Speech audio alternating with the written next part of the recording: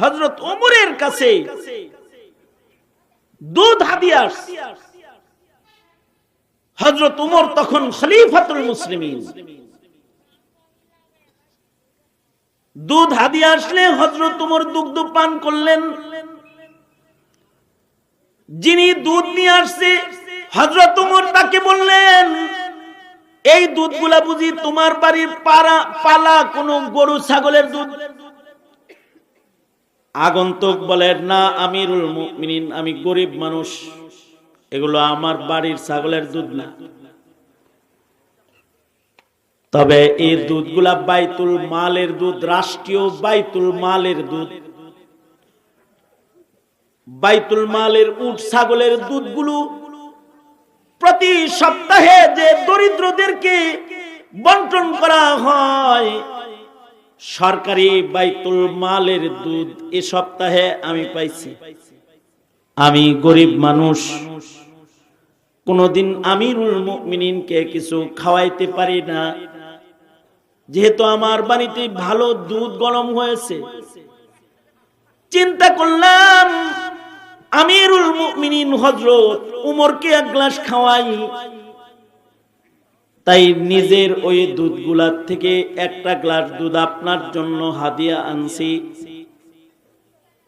অসুবিধা নাই আমিরুল মুমিনিন, আমার জন্য সাদাকা, আপনার জন্য তো হাদিয়া, আপনি খায়া ফেলান। ফতোয়াও দিয়ে দিছে, ফতোয়াও ঠিক আছে, হযরত ওমরের জন্য এই দুধ খাওয়া হারাম কিছু না। কারণ হযরত ওমরের কাছে দুধগুলা হাদিয়া গেছে। কিন্তু হযরত ওমরের খৌফ ও খাশিয়াতে খুদাবন্দি, ওয়া আম্মা মান খাফা মাকামা রাব্বিহি ওয়া নাহান নাফসা আনিল হাওয়া।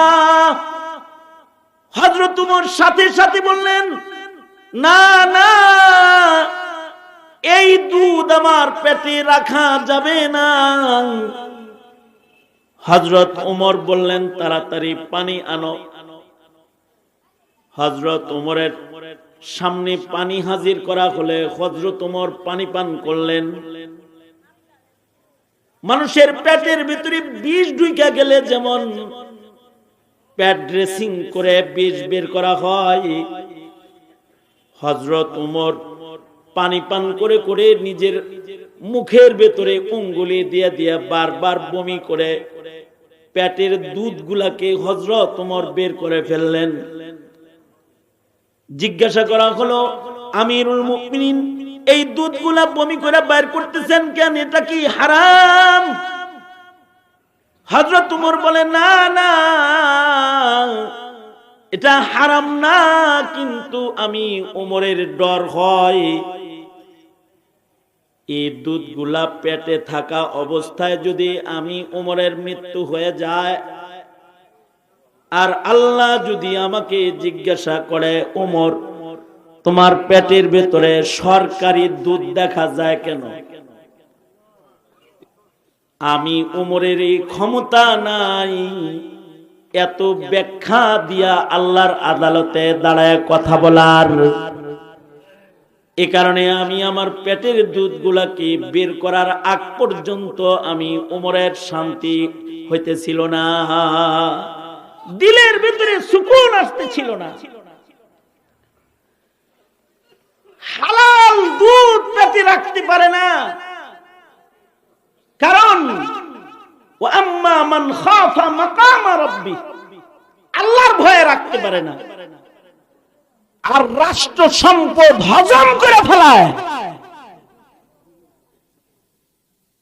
জাতির রিজার্ভ ফান্ড খালি করে ফেলায়, আল্লাহর ভয় না থাকার কারণে করে ফেলায়। আল্লাহর ভয় নাই এই কারণে করে ফেলায়। আর হযরত ওমর এক গ্লাস দুধ হজম করতে পারে না। মেরাজের সফর থেকে আমাদের নবী আলাইহিস সালাতু ওয়াস সালাম ফেরত এসে বর্ণনা দিয়েছেন, আসমানে আল্লাহর রাসূল দেখে এসেছেন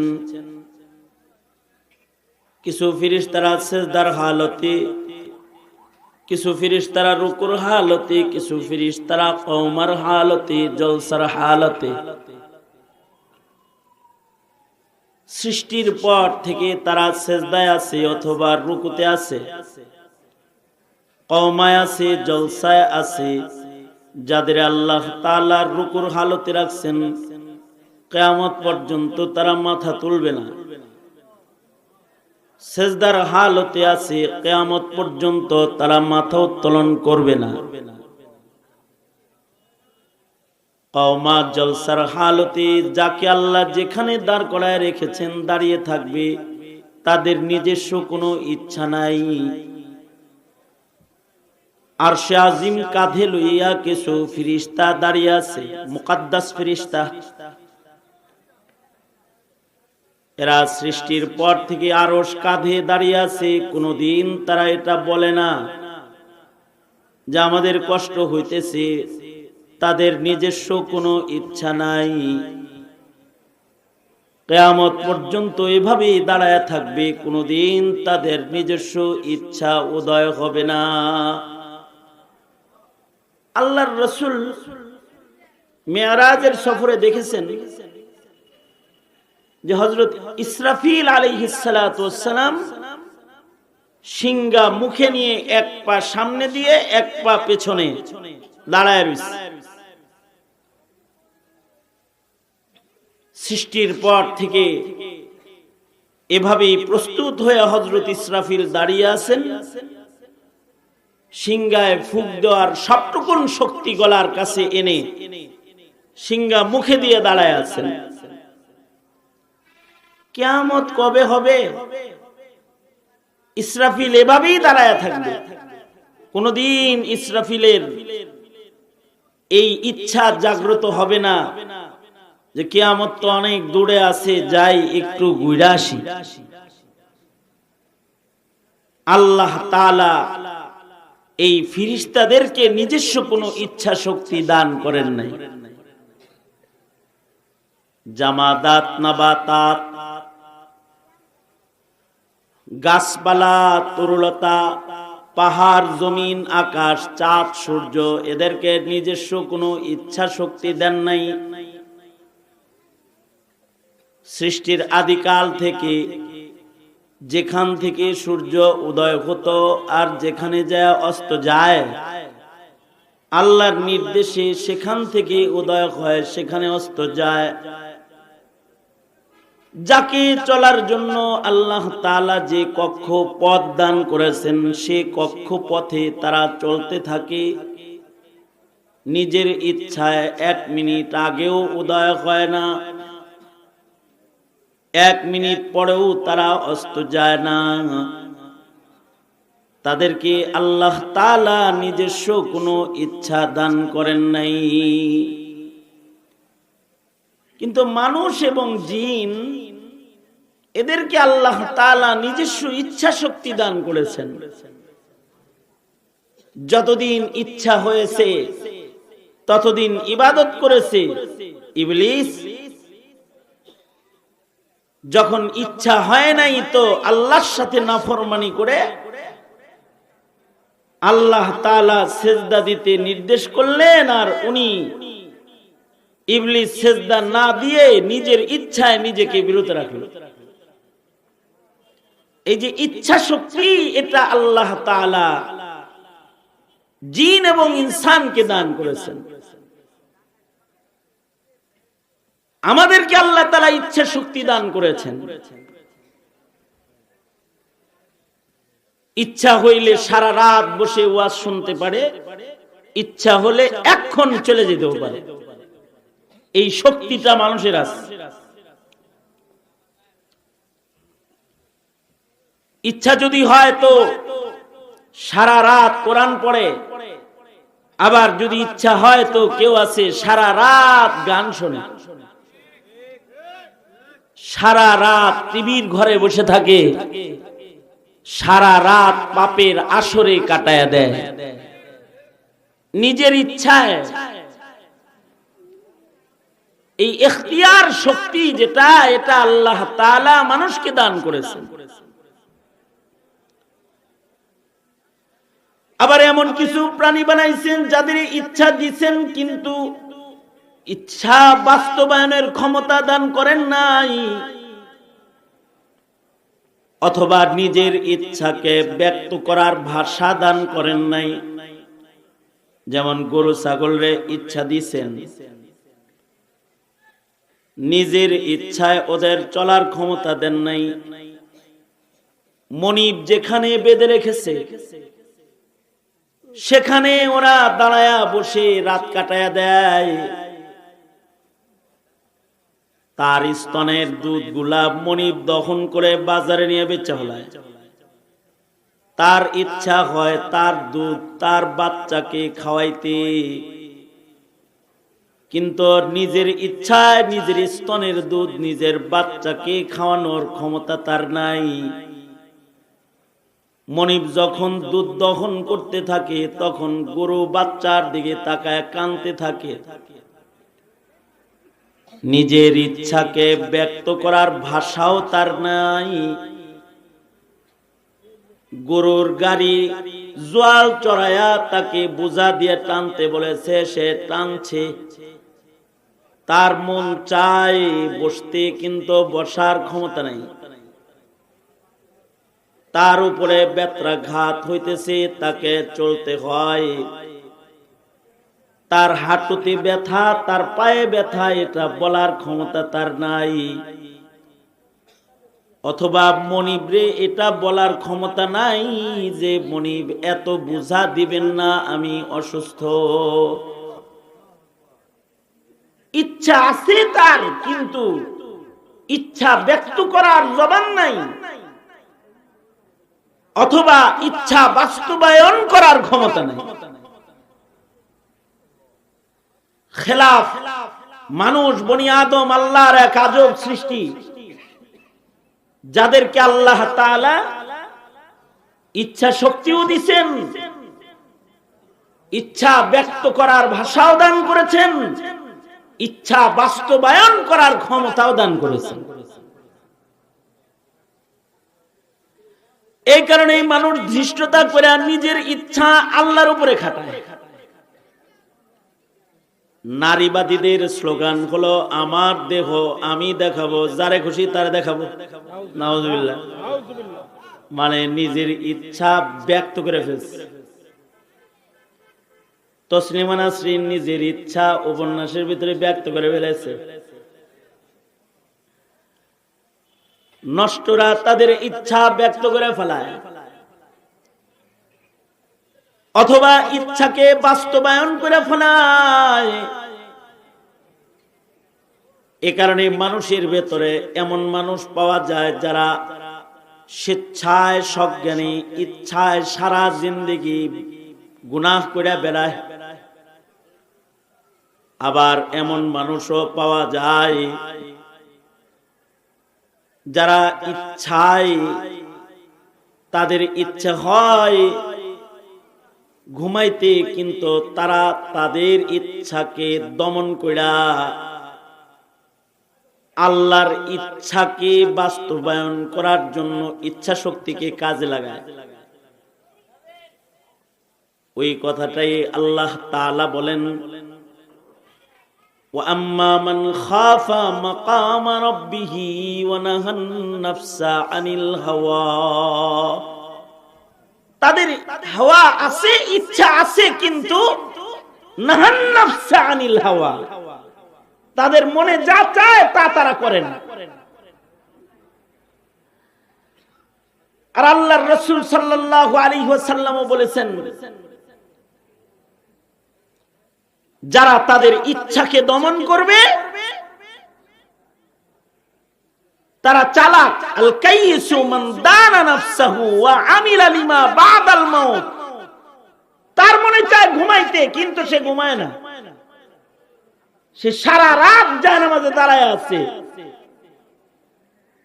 নিজের ইচ্ছার বিরুদ্ধে গিয়ে রবের ইচ্ছাকে বাস্তবায়ন করার মধ্যে নিজেকে নিয়োজিত করেছে। এই মানুষগুলা যারা তাদের ইচ্ছা শক্তিকে দমন করে তারা হলো চালাক। এখন কেউ যে নিজের ইচ্ছাকে দমন করবে, মানুষের ইচ্ছা শক্তি তাকে মাইরা তার ইচ্ছা দমন করা যায় না, তাকে অস্ত্র দেখায় ইচ্ছা দমন করা যায় না, মানুষকে জেলে পাঠায় তার ইচ্ছা দমন করা যায় না। জেলখানার ভিতরে আমি এমন আসামির লগে দেওয়া হয়েছে যে 8 বার জেলে গেছে মাত্র। একজনে কয় হুজুর হে 8 নাম্বার বাড়াইছে। পুরান জেল আসামি যে সে দেখায় কয় হুজুর এটা 8ম বার আইলো। আমি বললাম যে তুমি 8 নাম্বার বার আইলা? জি।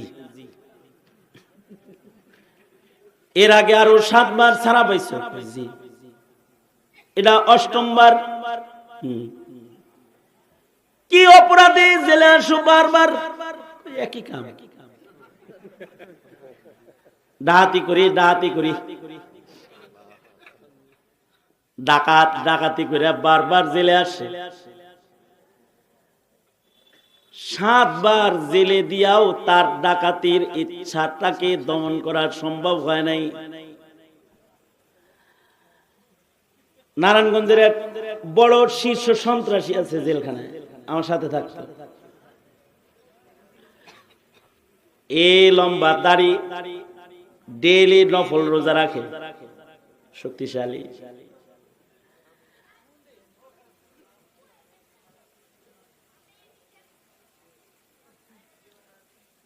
আমি তাকে বললাম দাড়িটাই রেখেছেন, নফল রোজা করেন, তাহাজ্জুদ পড়েন, ইবাদত করেন, ভালো হয়ে গেছেন তো না? না আমি জ্ঞান কয় খালি বাইরে এলোই না, বাইরে কি করবেন এই বুড়া বয়সে? মালডা মাটির নিচে এমন জায়গায় রাখে আইছি আমি ছাড়া আর কেউ জানে না। যাই আগে ওইটারে উড়ামু আর কাম ফিনিশ করবো আগে। যুগের পর যুগ জেলে আটকায় তার ইচ্ছাকে দমন করা সম্ভব হইতেছে না।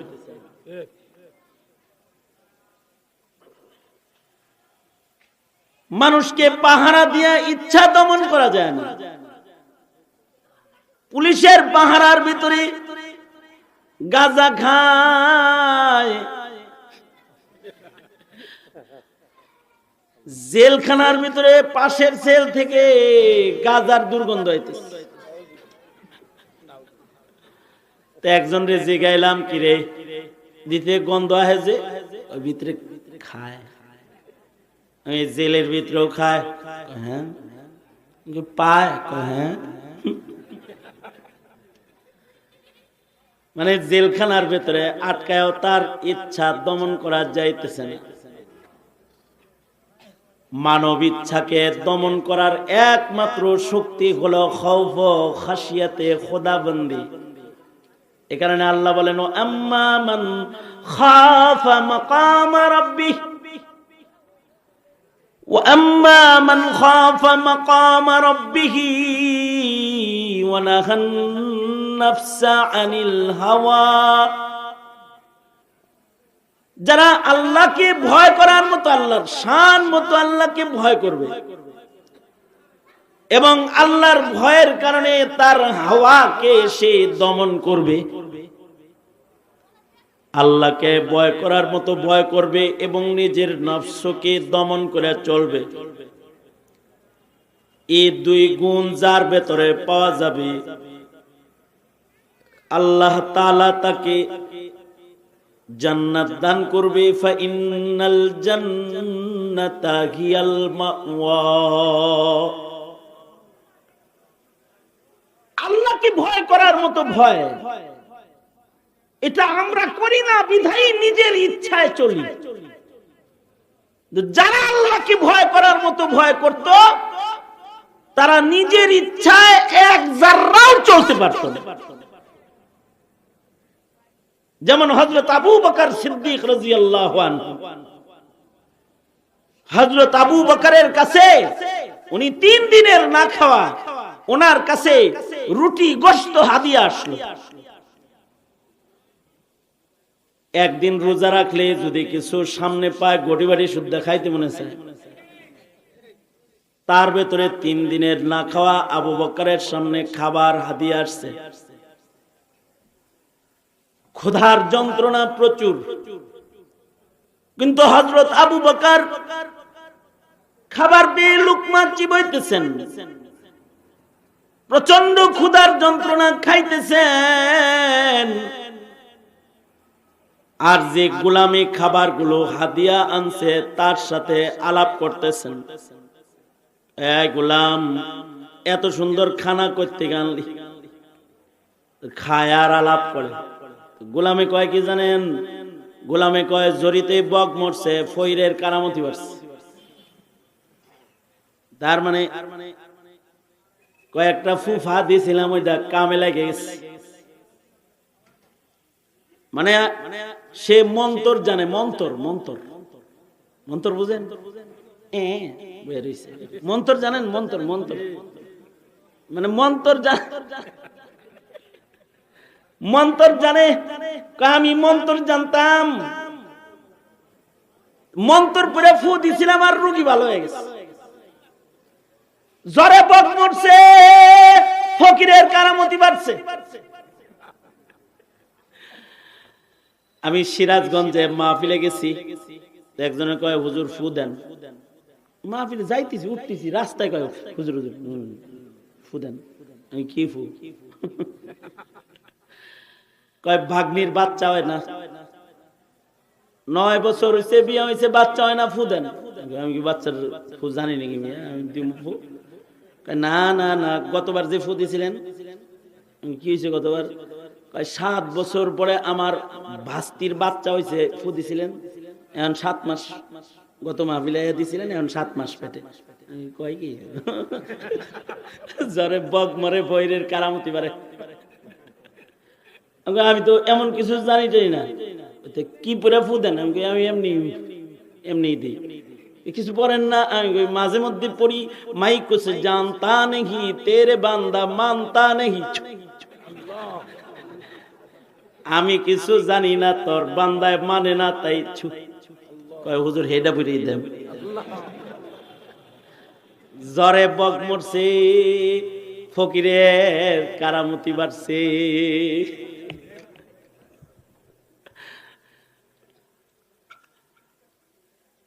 এরকম কাহিনী হয় কখনো কখনো, যে ঝড়ে বক মরে, ফকিরের কেরামতি বাড়ে। গোলাম বলতেছে আবু বকরকে, এই এই দুনো হাত উপরে তুলে, ঘুমাইছেন কে কে?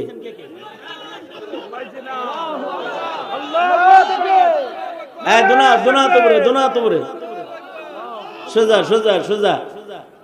নারে তাকবীর, নারে তাকবীর, আল্লাহু আকবার, আল কোরআনের আলো। এই এই এই এই এই এই এই এই নবী নাই, নারে তাকবীর। এই শুনেন, তাকবীর দিলে সব। এই মুহূর্তে তাকবীরের অনেক দাম, কারণ এই মুহূর্তে তাকবীর বন্ধ করার চক্রান্ত আছে। সুতরাং আল্লাহর নামে মাঝে মধ্যে মুখ খুলতে হয়। তাকবীর পরে দিন না, আমি যা কই আগে সেগুলো করেন, আগে আওয়াজ দিয়ে কইন, সোজা করেন, হাত সোজা, হাত সোজা, না সারা দিন এইরম এরম করেন, আস্তে আস্তে নাড়েন, আস্তে আস্তে আস্তে আস্তে, কি সুন্দর দেখা যায়। এই এই এই এই এই আপনার কিন্তু বাইর করে দিব, কিন্তু আপনার আমি বাইর করে দিব, কিন্তু আপনার ক্যামেরা শুদ্ধ, আপনার কোন জানগা, আপনি চেয়ার নিয়ে বসেন।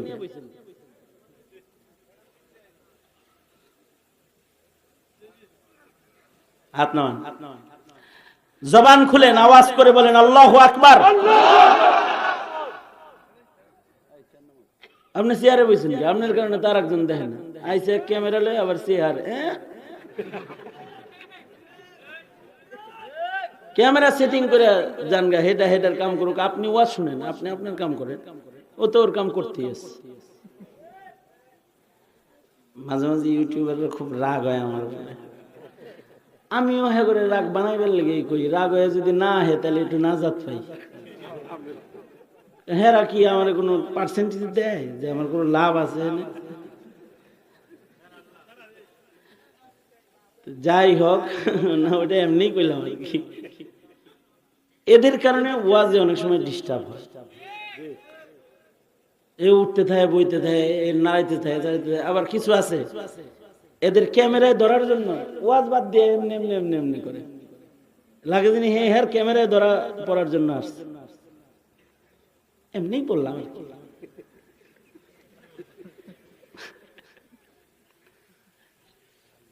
আমাদের এক মুরব্বী বলছে যে যে কোনো ইবাদত করার সময় এক কাম করো, দুই কাম করো না। কারণ দুই নায় পাড়া দিলে পইরা যায়, ফাইরা যায়।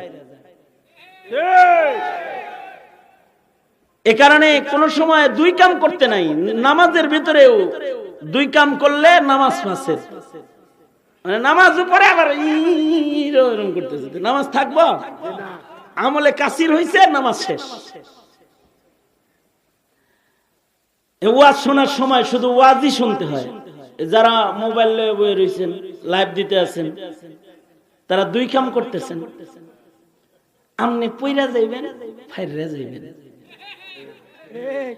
দুই কাম করার একমাত্র জায়গা হইল বাথরুম। ওখানে একটা করা যায় না। এই কারণে আমাদের মাদ্রাসাগুলোতে যখন ইস্তেনজার ছুটি লয়, তো কোন সময় দেখা তার মানে হইলো পেশাব করতে যাইব, তার মানে হইলো কি কি শুনে নাই কি দুই কাম করতে যাব, বড় টড় না, দুইটা করতে যাইব। দুই আঙ্গুল মানে দুইটা করতে যাইব। একটা হলো মতন আর একটা হলো হাগন। কারণ এই একটা করা যায় না।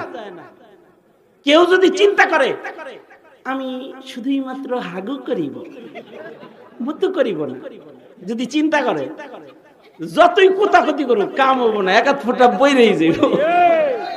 এইটা যদি মনে করেন আমেরিকার প্রেসিডেন্ট হয় জো বাইডেন, হে চিন্তা করলো যে আমি আমেরিকার president, I M A delivery one,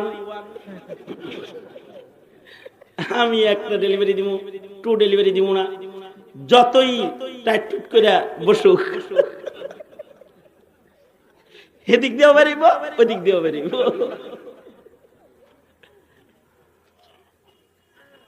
একসাথে দুই কাম করলে লস। এক লোক তার বাসায় ঢুকছে, বাসায় ঢুকে দেখে বাথরুমের পট আছে না, ছোট বাচ্চাদের বাথরুমের পট।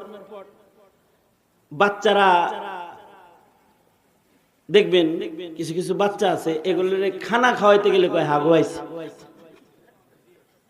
তো এক লোক বাসায় ঢুকছে, ঢুকে দেখে যে তার মা সন্তান রে খানা খাওয়াইতেছে, পিচ্চিটারে, আর এটা আবার পটের উপরে বৈশা রয়েছে, হাঁকতে হচ্ছে, খাইতে হচ্ছে। মানে ওই যে খাওয়ার সময় কইছে হাগুয়াইছে, তো মা করছে কি ওই বসায় দিয়া খাওয়াইতেও আছে, হাগাইতেও আছে। এই লোক ভিতরে যায়, কি এটা কি করো? অসুবিধা কি? এক আ রাহা হ্যায়, এক যা রাহা হ্যায়, একটা ঢুকতেছে, একটা বাইরেতেছে, সমস্যা কি? সমস্যা আছে। সমস্যা হলো এই খাবারটা দেহে উপকার করবে না। হাঁটার সময় খাইলে যেমন খাওয়ানো উপকার করে না চিকিৎসা বিজ্ঞান, ওয়াজের সময় এত কাম করলে ওয়াজ উপকার করে না মিয়া।